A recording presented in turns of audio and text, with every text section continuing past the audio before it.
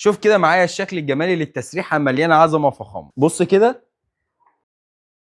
طبعا مش هننساك يا عروسه وبتقسيمه الميك اب الخطيره دي. غرفه نوم كريستاله، ودي اللي نقدر نقول عليها رقم واحد في سيكشن الماستر كلاس، لان هتوفر عليك تفاصيل كتير قوي انت كنت محتاجها وقدرنا نحققها هنا. بص هتفتحها هنا هتلاقي مملكتك الخاصه، وكمان جزء الدلع هنا بالتقسيمه الداخليه للميك اب، عشان طبعا فاهمين انت محتاجه ايه وما نقدرش ننساك. نيجي بقى لجزء الدولاب، واللي شكل الديزاين بتاعه مستمد من شكل الكريستال بنفس الترصع اللي فيه، ما هي لازم تكون اسم على مسمى. وبتقسيمه داخليه عمليه جدا، ما اظنش ان انت هتحتاجي تعدلي فيها حاجه، كلها قمه في الابهار، وكمان سنسور داخلي. ونيجي للضرفه اليمين بالتقسيمه الداخليه برضو بنفس السنسور الداخلي والتقسيمه العمليه، وكمان هنا شماعه بناطيل.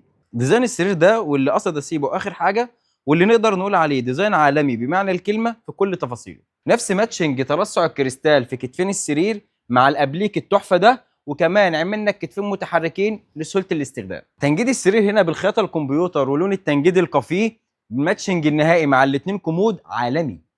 بما اني قلت لك ديزاين ماستر كلاس، يبقى انت عارف ان الديزاين ده مميز جدا ومختلف في كل تفاصيله. غرفه نوم كريستاله متوفره دلوقتي في مول سكن الاساس، تقدر تطلبها اونلاين او تشرفنا بنفسك في المعرض.